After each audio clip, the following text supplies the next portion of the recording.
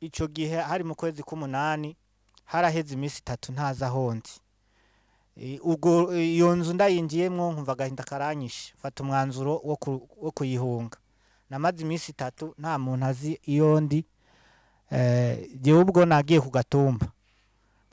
Ingene nageze mw'ishamba ntabwo mbizi, iyo minsi 3 yose nayimaze mw'ishamba ndyamye, ariko Imana inzigamirayo ibikoko ntaco vyangira. Iryo shamba ryari ishamba ribamwo ibikoko vyinshi, ryari ishamba ribamwo ibikoko vyinshi, ariko Imana yaramfashirijeyo.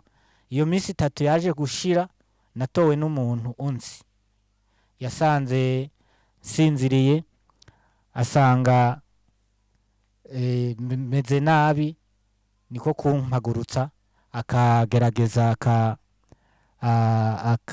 akambaza impamvu. Ndamubwira nanje ntabwo mzi impamvu ndi hano, abona nsa nk'uwataye ubwenge nyine. Mu nyuma Imana iramfasha, we yaramfashije aza aranjana mw'ishyamba anyereka utuntu tw'uduti nyene duhungabana, ubwenge busubira ku rutonde. Nibwo naje kwibuka uko byose byagenze, mubwira inkuru yose uko bimeze, nawe agira agahinda. Nyuma yaho nibwo niyakiriye, mbona ko arandemesha, ari umukozi w'Imana arandemesha, ambwira ingene Imana itampevye, ambwira ingene Imana inkunda. Ntabwo byari byoroshe kubinyumvisha, ariko naje kwishiramwo agatima k'abagabo, ndarema mu mutima, mbona ko byose bibaho, nta kintu na kimwe Imana ikorera ubusa. Fata ko Imana yabikoze kubera umugambi wayo. Nyuma yaho Imana iramfasha. Ndibuka hari serire y'aho hantu mu badeplace twabamwo, Imana yaje kudufasha. Hariho serire de prière twakuriyemo, twasengeramo. Ndibuka ngiye gusenga, tuvuyeyo turiko turataha n'abandi bagenzi, nibwo twageze ku rugo dusanga ahantu muraho neza abakunzi ba Godson Tunes, nk'uko musanzwe mubimenyereye. Rero uyu munsi twabazaniye umuntu cyangwa se umugabo, araza kubibwira. Nk'uko mubizi dusanzwe dufite gahunda yo guhora tubazanira ibintu byiza kandi bisha bibafasha muri sosiyete nyarwanda ndetse n'ahandi hose. Uyu mugabo mubona kuri kamera yacu, mbara umugabo n'imbara umusore, araza kubibwira. Ariko namubonye ahantu arimo kuvuga ibyo yavuze, numva binkoze ku mutima, bituma namutumira kugira ngo aze agira icyo ababwira, kuko ndizera kuko ari cyo bishobora kubafasha. Rero mubyumve kandi mubisharinge. Rero tugiye kumuha ikaze, tumuhe microphone atangira twibwira. Muraho neza? Muraho. Amakuru ni meza cyane, turashima Imana. Murashima Imana? Yes. Byiza cyane. Uyu munsi rero twifuje kugutumira kuri Godson Tunes. Yego, murakoze. Kandi twishimiye kuko witabye. Murakoze cyane. Wagize neza. Yes. Rero tugiye kuguha umwanya, tusingize mikoro, wibwira abantu amazina yawe, nitumara ibindi turabikomeza. Ni karibu. Yego, murakoze. Mbere yuko nidondora, reka mbanze nshimira Imana, kuko iyo ugiriwe amahirwe yo kubona kano kanya, n'amahirwe adasanzwe, kuko n'ubuntu bugeretse ku bundi. Igihe cyose turonsa akanya ko kuvuga ivy'Imana yagiye idukorera, aba ari amahirwe adasanzwe, kuko hari benshi bapfa batabivuze, bikarangira indangamutima zabo cyangwa se icyo baba bifuza gushimira Imana batakigezeho. Rero jewe nshimiye Imana ko ndose kano kanya, ni opportunité yo kugira ngo mvuge ivy'Imana yankoreye. Muri make rero Ntakirutimana, navukiye mu gihugu cy'u Burundi.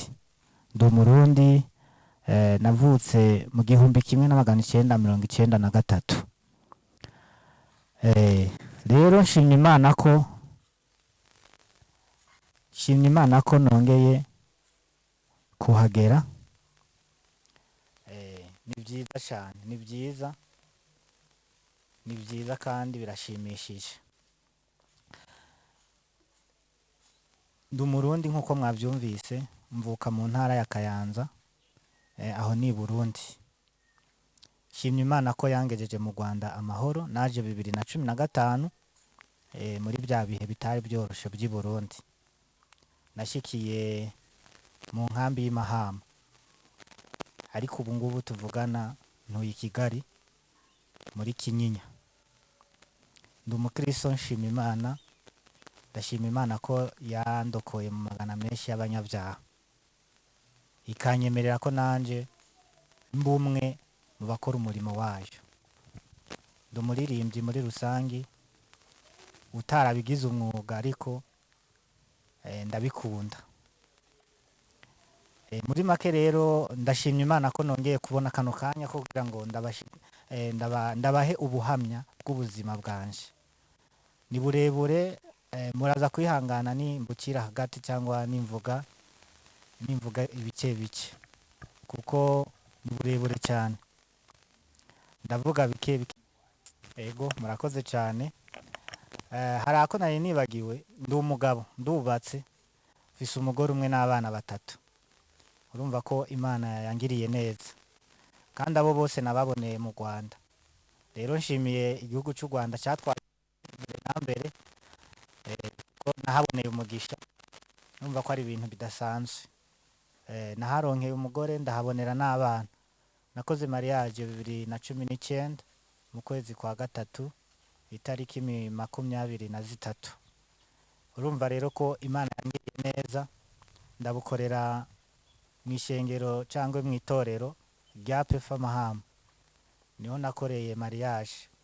Rero byagenze neza kandi Imana yabanye nanje muri ivyo bihe, nubwo bitari byoroshye, ariko Imana yarahabaye. Rero ndabashimiye ko mumpaye kano kanya ko Rwanda ndetse n'isi yose izabireba ubuhamya bwanje. Ndashimiye Imana ko ibinyemereye kugira ngo ndabivuge. Nk'uko natangiye mbibabwira, navutse 1993, mvukira ku musozi wo mu Burundi witwa Mwuzumure. Aho niwo musozi navukiyeho, cyangwa se niwo mudugudu navukiyeho. Rero navutse 7, ariko muri abo 7 bose dusigaye turi 2 gusa. Twasigaye turi 2. Ubwo jewe nisanze ndi mu nkambi mu Burundi, mu nkambi y'abadeplace, ni ukuvuga bazita ngo ni site. Izo site rero zajamwo abantu bacitse ku icumu mu 1993. Ubwo tuje rero nisanze ndi kumwe na mama gusa, n'umuvyeyi umbyara mama. Papa we ntawe nabonye. Ubwo birumvikana ko yasigaye mu iyo ntambara. Papa nawe nabonye. Sanga rero nisanga mu muryango wundi w'umupapa, nawe mbonereho kumushimira kuko yaramfashe neza, ndeze neza. Uwo mupapa yaratureze, aturera turi abo bana 2, n'abiwe tuhata.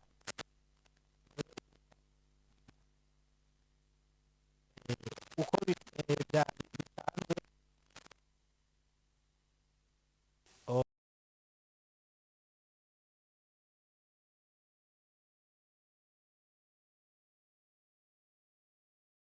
uwo mugabo rero yaratureze kandi aturera nk'abana biwe.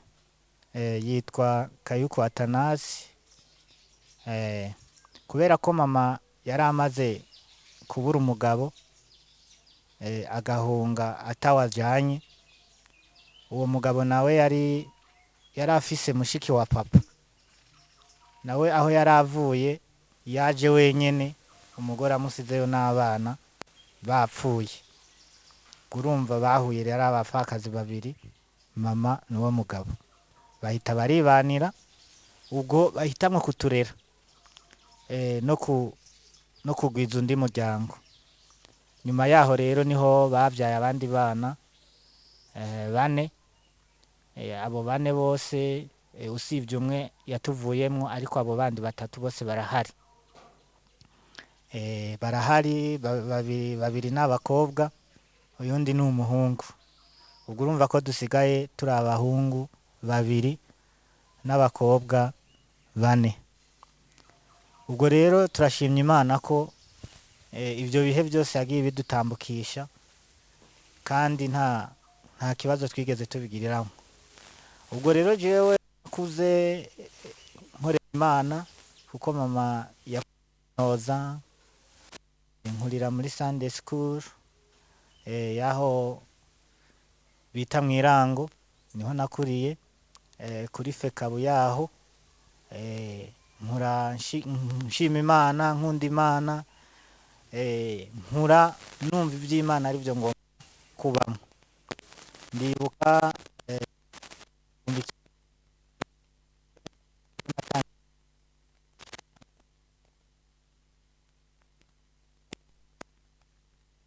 kuba mu buzima binyoroheye mu wa mbere, Imana iramfasha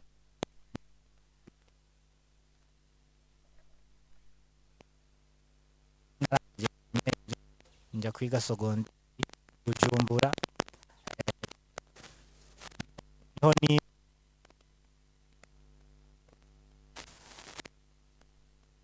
mu nyuma i Bujumbura ntibyanyoroheye, kubera ko imbere y'uko nje i Bujumbura, muri wa muryango nakuriramwo nababwira w'umushingantahe Kayuko Atanazi, byahavuye bibadirika kuko mama yahavuye yitaba Imana muri 2003. Yitavye Imana azira inda yari atwite.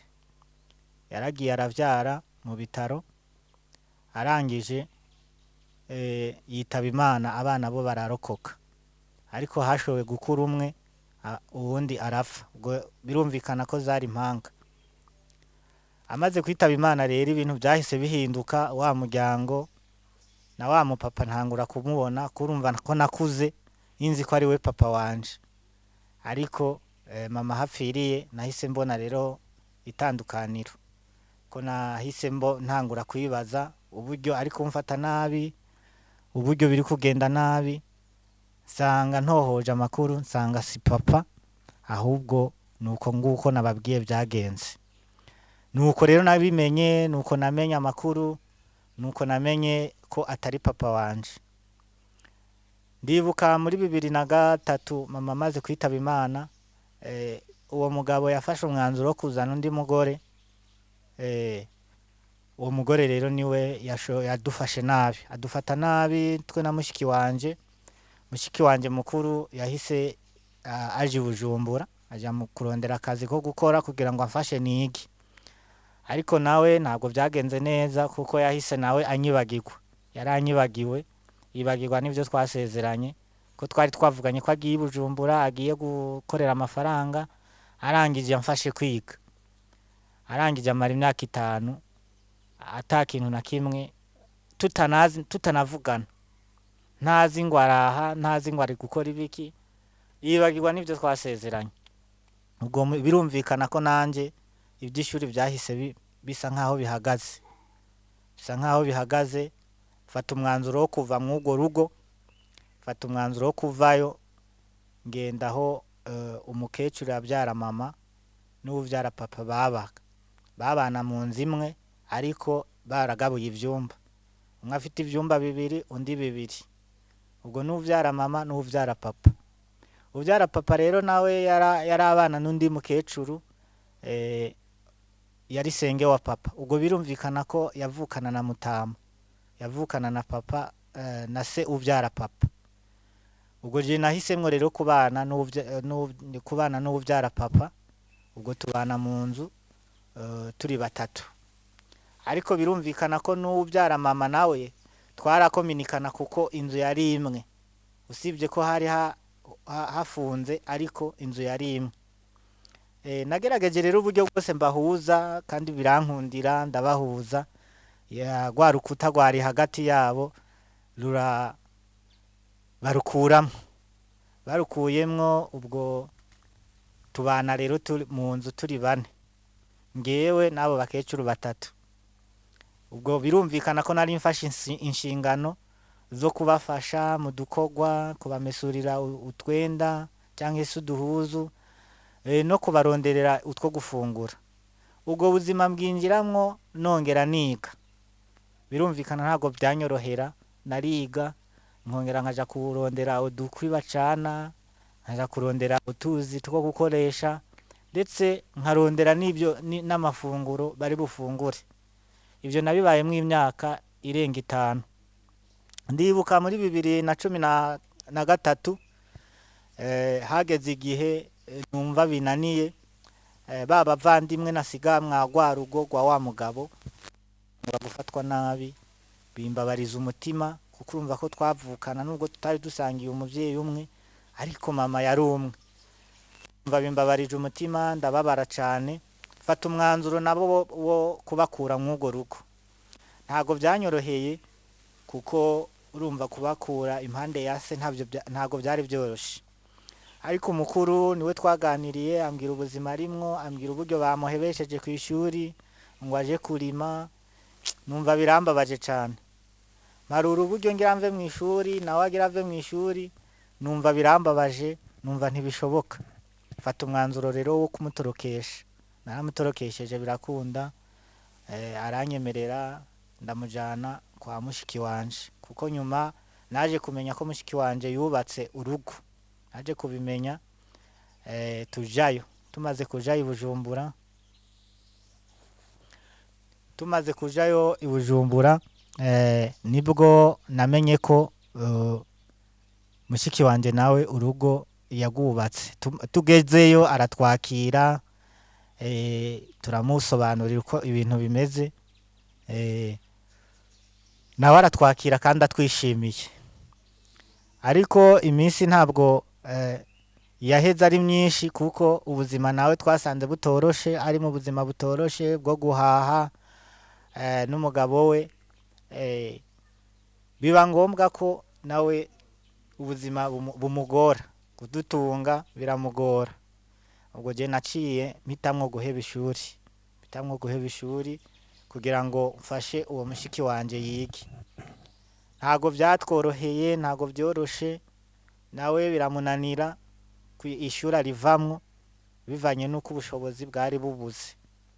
Ubwo je mfata umwanzuro rero kongera kuzamuka ku gatumba. Ubwo mvi Bujumbura nsubira mw'irango, nibwo nashikiye ku ishuri niga umwaka wa mbere wa segondere n'uwa kabiri.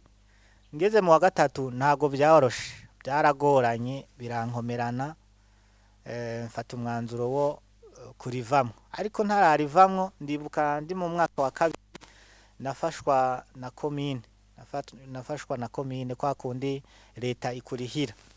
Ico gihe urwo rupapuro twebwe bagwita ngo n'urwa ntaho nikora, rwari urupapuro rw'abayendisha, nukuvuga waja kurutora ku ikomine, warangiza ukarutwara kwa deregiteri akakwakira. Maze imyaka 2 ndagwigiraho, ndibuka nari nicaye mu ishuri, deregiteri aza kwishuza amafaranga. Ayishuje aza mu ishuri, yinjiye mu ishuri nari ndimwo, abwira abanyeshuri bose, arababwira ngo usibye Wiri ntaho nikora, abandi mwese musohoke mutahe. Iryo jambo ryambabaje mu mutima, rirambabaza cane. Nibuka ijambo ry'Imana rivuga ngo Imana niwe se w'imfuvyi kandi niwe mugabo w'abapfakazi. Iryo jambo ngyibutse numva umujinya uramfashe, mpaguruka imbere y'abanyeshuri na deregiteri, numva nyene umutima wanje wababaye, nshikamye, nshize amanga. Bwira deregiteri ati guhera uno munsi nimba Imana nkorera ari Imana, ntago nzongera kwitwa ntaho nikora, kuko mfise umuvyeyi ariwe data wo mwijuru. Ejo nanje nzozana amafaranga mu bandi, ruriya rupapuro sinzongera kuruzana, sindi ntaho nikora kandi mfise Imana. Ibyo nabivuga n'umutima wanje numva ubabaye cyane, numva umujinya wanyishe. Dusohotse abanyeshuri barambaza confidence, ukuntu nari nifitiye confidence, ndabivuga ati niki wizeye ko tukuzi ubuzima urimwo, ko tuzi itongo ryawe uko rimeze, wewe ntiwumva ko witaye mu mutego ayo mafaranga uzayavanahe? Kandi koko nanje mbitekereje numva umengo nahubutse kuvuga iryo jambo. Ariko reka mbabwire bene data, Imana yacu ni Imana yumva kandi ikorera ku ijambo tuba twatuye n'akanwa kacu. Imana yarabyumvise. Nageze mu rugo ntangura kubitekerezaho, nibaza niba mfite ubwenge, ariko mu mutima nkumva n'ubundi ya confidence iracarimo, bivanye n'iryo jambo diregiteri yari yavuze ryari ryambabarije umutima. Ngeze mu rugo narasenze, kuko dusubiye inyuma gato nuko inyuma yaho muri 2013 canke 2013 nibwo baba kecuru bose aba bakecuru baje kwitaba Imana. Nyuma yaho bitavye Imana, byabaye nk'ibintu bidasanzwe, byabaye nk'ibintu bitoroshe, kuko byatumye umutima wanje ubabara. Numva ni ibintu bidasanzwe, numva birambabaje cyane, umutima wanje urababara, ngira agahinda. By'ukuri byari ibintu byababarije umutima wanje cyane. Muri hangana nimwabona muravyihanganira. Byarambabaje, bituma umutima wanje uja kure cyane. Ndibuka ico gihe hari mu kwezi k'umunani, haraheze iminsi 3 ntaza hondi. Ubwo iyo nzu ndayinjiyemwo nkumva agahinda karanyishe, mfata umwanzuro wo kuyihunga. Namaze iminsi 3 nta muntu azi iyo ndi. Jewe ubwo nagiye ku Gatumba, ingene nageze mu ishamba ntabwo mbizi. Iyo minsi 3 yose nayimaze mu ishamba ndyamye, ariko Imana inzigamirayo, ibikoko ntaco byangira. Iryo shamba ryari ishamba ribamwe ibikoko byinshi, ryari ishamba ribamwe ibikoko byinshi, ariko Imana yaramfashirijeyo. Iyo minsi 3 yaje gushira, natowe n'umuntu unzi, yasanze sinziriye, asanga meze nabi, niko kumpagurutsa akagerageza akambaza impamvu. Ndamubwira nanjye ntabwo mzi impamvu ndi hano. Abona nsa nk'uwataye ubwenge nyine. Mu nyuma Imana iramfasha, we yaramfashije, azaranjana mu ishyamba, anyereka utuntu tw'uduti nyene duhungabana. Ubwenge busubira ku rutonde. Nibwo naje kwibuka uko byose byagenze, mubwira inkuru yose uko bimeze, nawe agira agahinda. Nyuma yaho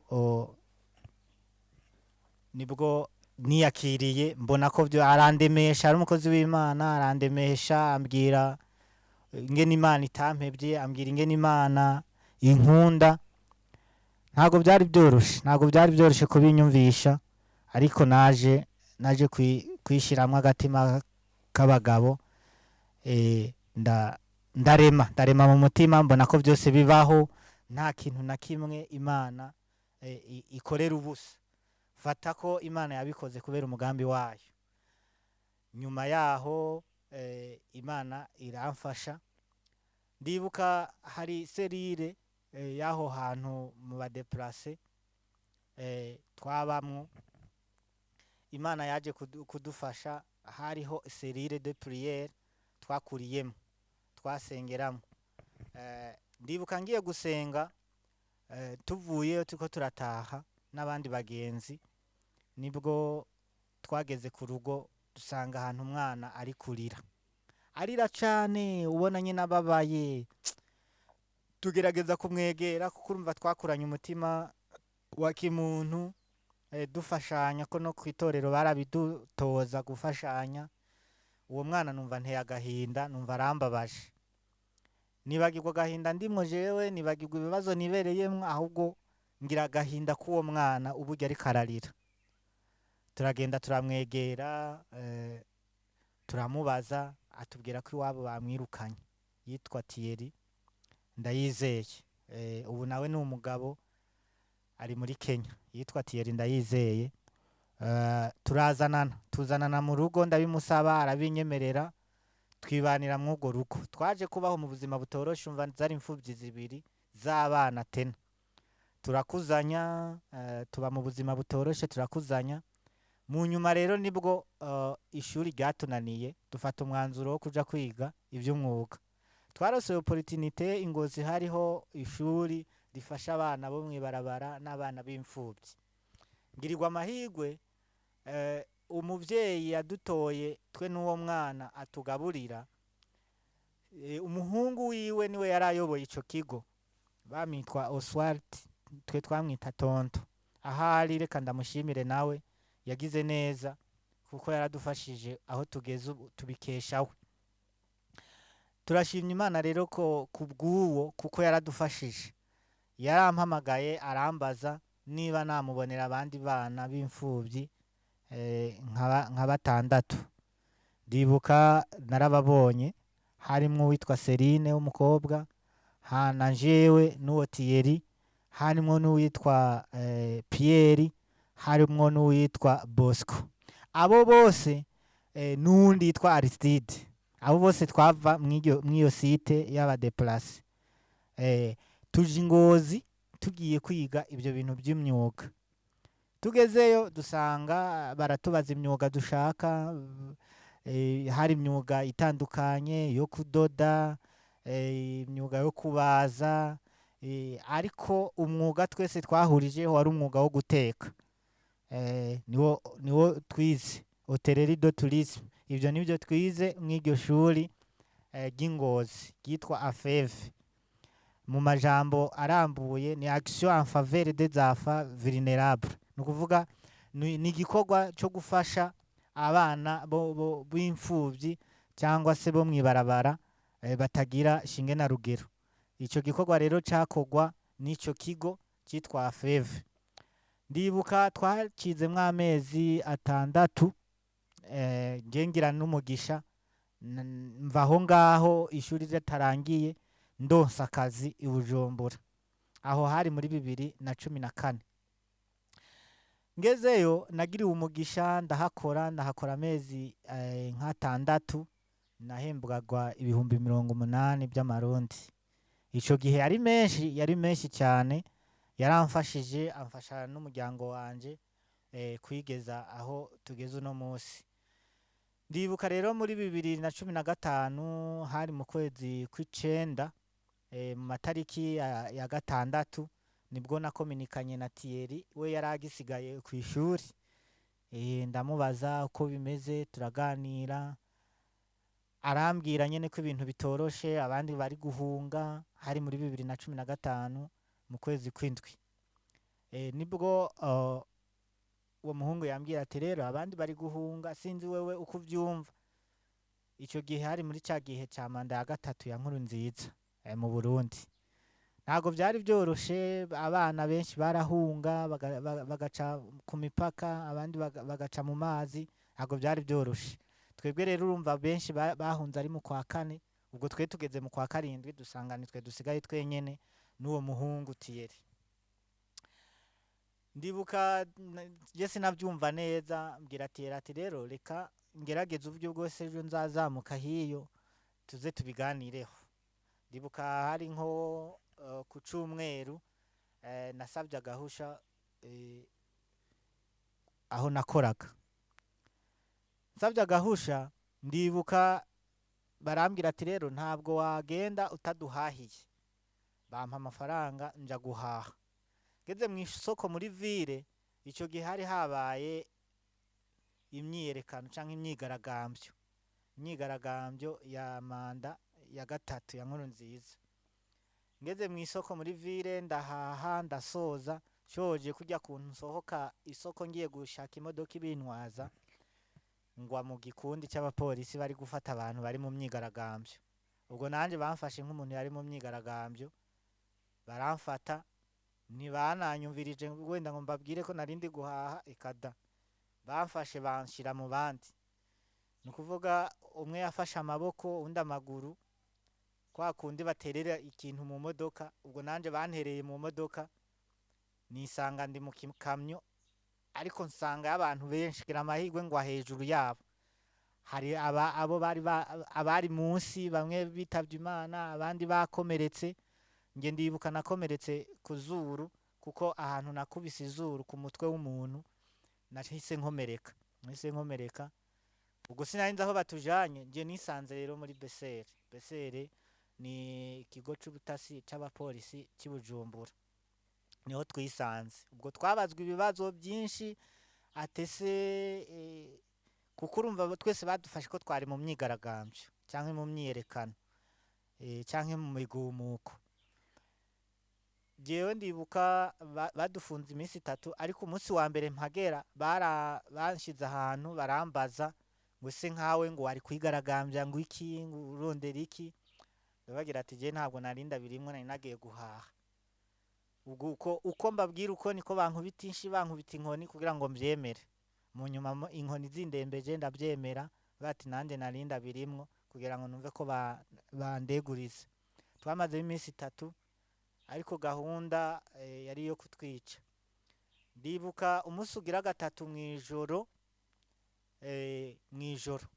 mwijoro haje umuntu w'umusirikare aratubwira ngo ibyanyu rero byarangiye, ejo bazabica. Kuko buri gatondo twakubitwa inkoni 3, twari twamaze kwiyakira ko twapfuye. Ubwo handi mwagwa rugo navamwo ngiye guhaha, ntibazi na kimwe, ntibazi ngo bazi ngo naratorokanye amafaranga ndigendera, ntibazi na kimwe. Gusa nyuma baje kubimenya kuko twaratoranye maze kugera mu Rwanda. Nariko mbabwira rero ndi muri Besere, aho mwiyo minsi 3 mwijoro rero nibwo uwo musirikare yatubwiye ati ejo bazabica, kandi nibamara kubica nanje bazanyica kugira ngo ntazatanga amakuru. Ati rero umuntu wese avyumva saa 6 z'ijoro aze kuba ari tayari, ndabereka ingene ducika, twese ducike. Yarabidufashijemwo. Izo saa 6 z'ijoro twese aradukangura, aratwereka uburyo twurira. Abazi Besere y'i Bujumbura ni harehare cyane, ntabwo wapfa kuhurira. Ukuntu twahuriye aratweretse uburyo twurira nako ku migongo duhanahana. Ni ukuvuga umwe twaramukandagiraho, umaze kuja hejuru akifatikiza urukuta, uwundi akamwuriraho, umaze kugera hejuru akifatikiza urukuta, uwundi akurira mpaka tugeze hejuru. Ubwo nahise nirukanga ngera Ingozi. Ngeze Ingozi nza gusanga wa muvandimwe Thierry. Urumva ko yari yahindutse nk'umuvandimwe, twari nk'abavukana, nta kintu yakora atambwiye, nanje ntaco nakora ntamubwiye. Ndibuka Thierry namusanze ku kazi ahantu yakoraga yakorera stage, hari muri hoteli twa Safari y'Ingozi. Niho namusanze turabiganiraho, arambwira ati rero ndumva twohunga, ibisigaye no guhunga, nta yindi systeme ihari. Ndamubaze se turahunga tunyure ko twe twari twahunze baradufata, ubu turanyura hehe? Ndibuka ati yere yarambwiye ati okay, ufite amafaranga? Namubwira ati je nsigaranye 10,000. Arambwira ati nanje mfite 70,000. Ati sawa tugende. Ubwo turayaterateranya bibaye 80,000. Dufata amamoto adushikana ahantu biti Mwumba muri Ngozi. Tugezeyo dusanga n'ubundi amakuru barayafise, batangatanze abo biti Imbonerakure. Imbonerakure barabajene bo kwishaka ryari ku butegetsi, nibo bafashanya niyo leta gufata abantu batabashigikiye. Ubwo baradufashe twe na Thierry, bamaze kudufata baratwicarika, baratubwira ngo mwari muhunze. Turabwira toya twe ntitwari duhunze, ahubwo twari tugiye gusura umuntu hari hakurya mu Rwanda. Baratubwira ngo nimutubwire izina. Sinzi ngene Imana yadukoresheje, tuvuga izina tutazi, ariko dusanga tuvuze izina ry'umusaza ubaho hakurya yaho mu Rwanda. Imana ni nziza, nawe urumva kuvuga izina ry'umuntu tutazi ariko tugasanga birahuye. Ni imana kabisa. Imana yaradufashije dusanga n'izo mbonerakure ngo ziramuzi, baratubaza ati none uriya musaza mugiye kumusura igihe kingana gute? Ati ni iminsi 3. Kuriya musaza twarabanye, yaradufashe neza, twari tugiye kumusura iminsi 3. Ati rero muraduha amafaranga kugira tubareke. Ndibuka muri bya bihumbi 80 twari dufise, sinzi ngene Thierry yatsimbye 30 abitsimba mu iboka yo munsi yari yambaye, abaha bya bihumbi 50 byari bisigaye, arabibaha arababwira ati rero naya twari dusigaranye ntituronka nari butwambutse, nimudufashe rero mudufashe muduhe basi n'igihumbi cyo kwambuka. Baratubwira ati oya nta gihumbi tubaha, ahubwo turabaha umuntu abaherekeza abambutse. Yaraduherekeje, imbonerakure iraduherekeza ifise igipanga gikarisha inyuma yacu, araduherekeza aranadufasha kwambuka. Tugeze hakurya dushima Imana twe na Thierry turambuka, ariko tutazi iyo tugiye. Urumva twari twababeshe ko tugiye kuwo musaza, ntitwari tumuzi. Ni Imana yadufashije. Tugeze mu Rwanda, twageze amahoro, nta kibazo twigeze tuhagirira. Twakiriwe n'umukecuru atujana ku murenge. Icyo gihe umurenge warabafata neza kuko barabakira nk'impunzi. Twageze ahantu ku murenge wa Nyamata, niba ntibagiye umengo niko bawita, ahantu i Nyanza niho twageze.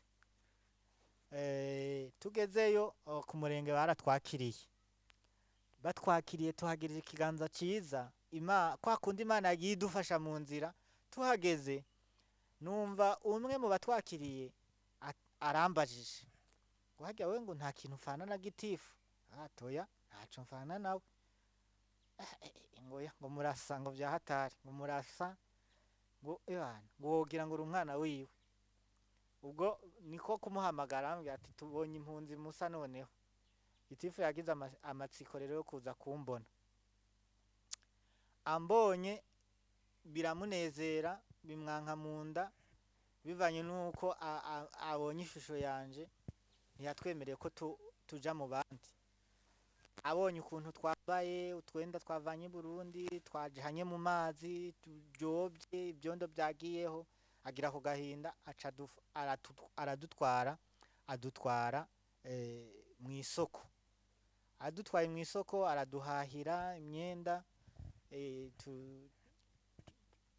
aranutugaburira turarya, atujana mu bandi. Ariko abo bandi ngo bari bamaze iminsi 3 barya kawunga yonyene, nta mboga barya kubera ukubura kwabyo. Umva bari benshi. Nyuma yaho ndibuka Gitifu yarampamagaye nja mu biro bye, arambwira ati wabonye byifashe gute? Ndamubwira situation uko imeze. Acampa amafaranga arambwira ati genda ubahahire, uhahe kawunga, twarahashe, impunzi zibaho neza. Guhera ubwo twahamaze iminsi 3, nyuma batujana mu nkambi y'agateganyo y'Inyanza, niho batutwaye. Tugezeyo ntabwo byari byoroshe kuko twajya impungure. Ndibuka neza nkigerayo je nahamaze iminsi 3, Imana ikiramfasha. I Kigali hariho umuhungu twiganye byo guteka yitwa Fulgence, niwe twakominikanye. Acarambwira ngo harakazi ngo yondangira ko guteka, acarakandangira. Ubwo je urumva Inyanza nahamaze iminsi 3. Iyo minsi 3 nahamaze ntabwo byari byose ko twajya impungure. Harimwe abatajya impungure, bararira amavoka gusa. Ubuzima ntabwo bwari bworoshe. Nyuma rero je naje kubona ako kazi k'ibihumbi 50, ndaza ndagakora. Mu nyuma rero nibwo ubuzima bwo i Kigali bwaseye nkaho butoroshe. Fata umwanzuro wo kuja Mahama kugira ngo ngerageze niyubake. Fata umwanzuro wo kuja Mahama kuko za mpunzi zose zari Nyanza bari bazijanye Mahama, mu nkambi y'Imahama. Ndibuka icyo gihe aho hantu nakora ntago byagenze neza. Bafashe umwanzuro wo kunyiruka, banyirukana saa 6 za nijoro ndi muri Kigali. ntazi umva narinzi urwo rugo nyine nashikiyemwo gusa nta handi narinzi. Hari Kanombe. Icyo gihe rero i Kanombe sinari mpazi sinari nzi na kimwe, banyirukanye saa sita z'ijoro baransohora. Kari agahinda kadasanzwe mw'iryo joro kuko byari ibintu bitoroshe. Gusohoka simfise aho nerekeza, nagera ku muhanda nkabona imodoka zimwe ziragenda izindi zikurakuranwa nkabura aho nerekeza. Ndibuka nagiye ku muhanda ndicara mw'ayo masaa sita, kwa kundi abamotari babonye umuntu yicaye baba bazi ko ari umuntu aje kubatega, yaje ari umumotari arampagarara iruhande arambaza ngo uragenda, ndamubwira ati yego ndagenda ariko sinzi iyo nja. Ndamubwira ati inzira yongeza Nyabugogo nangahe? Arambwira ngo ni 2500. Ndiyumvira banyirukanye nta n'igiceri bampaye. Ndamubwira ati rero je banyirukanye ku kazi, banyirukanye ku kazi nta n'amafaranga bampaye. Yari umwana mwiza aciye ambaza ati none aho hantu bakwirukanye wowe uhazi? Mbwira ati yego ndahazi. Ati tugende uhanyereke. Acanyuriza kuri moto turagenda no kwa rwa rugo, arakomanga. Akomanze yitavye umuzamu. Umuzamu twarakundana twari tuzinanye, yari yababajwe n'uburyo banyirukanye. Aramubaza situation uko zimeze, aramubwira. Ambwira ati okay, ubu rero ikigiye gukurikira no kuvyura abo bantu, ntago byemewe kwirukana umuntu mwene aka kageni utanamuhembye. Arambaza ati warubakoreye? Nari ndabakoreye amezi 5. Ati okay, ati rero nimba atacaha wabakoreye nubwo uba wakoze icaha baguhanira ico caha hama bakaguhemba cyangwa bakagufunga cyangwa bakaguca amande. Nta muntu yemerewe kwirukana umuntu aya masaha. Yarabimfashijemwo, bahamagara abayobozi b'umudugudu. Uwo muntu yarafunze umutwe cyane, aranyagiriza ibintu byinshi ngo namwivye, ngo namwivye amafaranga. ubwo ngubwo barabikurikirana basanga nta mafaranga namwivye, ahubwo kwari kumpohotera nyene. Mu nyuma ndibuka barayamwishuje barayampa. Uwo mukuru w'umudugudu acanjana iwe niho naraye, anzindukana Nyabugogo amfatira imodoka inshikana mu nkambi. Ariko icyo gihe nta modoka zashika mu nkambi direct, zashika ahantu bita ku Rusumo. Ariko imbere yuko ugera ku Rusumo hari ahandi bita ku Gisozi. Ku Rusozi niho imodoka zagera, noneho bakagufatira akamoto kakugeza i Mahama. Ndibuka kubera ko je ntari impazi, uwo mukuru w'umudugudu yabwiye shoferi anambwira ati umwana uze kumushikana ku Rusozi, numugeza ku Rusozi ucumuha umumotari amugeze mu nkambi ku gipolisi ateyeko. Twahagiye amasaha menshi ko twahageze 2:00 zo mu gitondo. Ndibuka twageze ku Gisozi mu masaha 6. Umushoferi aribagirwa anshikana ku Rusumo kuri boda y'u Rwanda na Tanzania.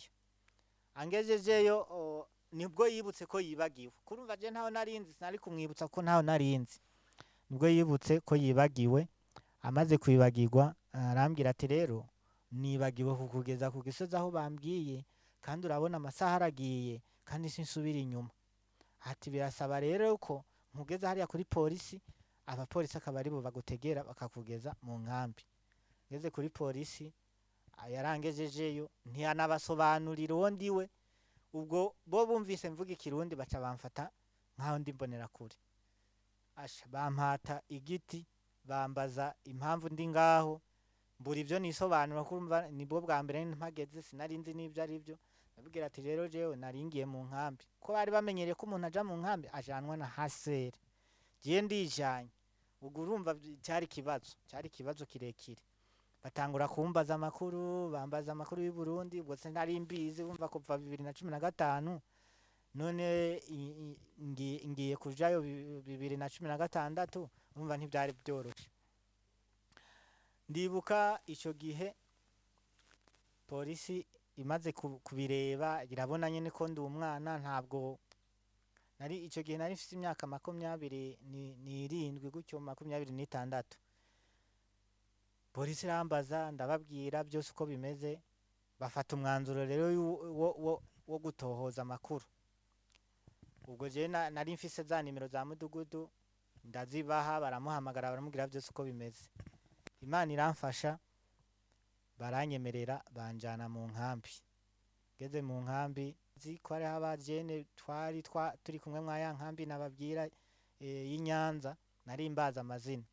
Ndibuka nkivuga izina rimwe ry'umuhungu yitwa Thierry Niyonzima, nahise ndanamubona aciye imbere y'abo bayobozi. Mpita ndababwira ati rero wa muntu nari mvuze n'uriya. Bahita baramuhamagara aca aranjana iwe. Ubwo mba ninjiye mu nkambi gutyo. Nubwo buzima rero ninjiye mu nkambi y'Imahama uko nyene.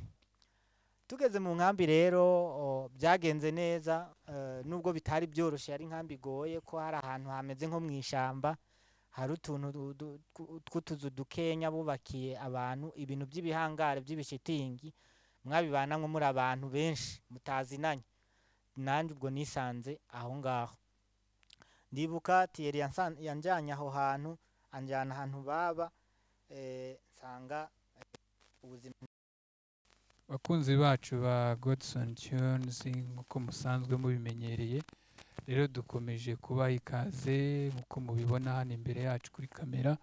Murabona ko dufiteho umugabo, niko yatubwiye ko ari umugabo. Rero wari ukomeje kutubwira ugeze aho mu nkambi y'Imahama, uko byakugendekeye cyangwa se uko ubuzima bwaje gukomeza kugenda. Rero nibyo twari tugize ngo ukomeze utubwire ubwo buzima bw'aho mu nkambi. Ese niho ukiba? Ese bimeze bite? Ni umuryango wawe ubahe? Ni yuri cyangwa mwarimutse nk'uko tujya twumva n'abandi bagera Imana ikagenda ica inzira gake gake mukagenda mwisanga mu bundi buzima bwo hanze y'inkambi? Yego murakoze. Nk'uko twabivuze, mu nkambi tukigerayo ntabwo ubuzima bwari bworoshe. Nkomeza ubuzima bw'ishuri nk'uko nari navuye i Burundi naho mbikunda, ariko ntabwo byaje koroha kuko kwiga hariya byari bigoye, byari byoroshe. Twabana n'abajene, bwari ubuzima bugoye. Rero nahisemwo gushaka ubundi buzima uko nabaho. Ntabwo nakomeje kuguma mu nkambi, naciye nshakisha akazi, nongera kugaruka i Kigali. Nagarutse i Kigali, ngaruka bitoroshe. Ndibuka ko uwampaye akazi yakampara ubwa mbere 2016, nahembwaga 10,000 by'amanyarwanda.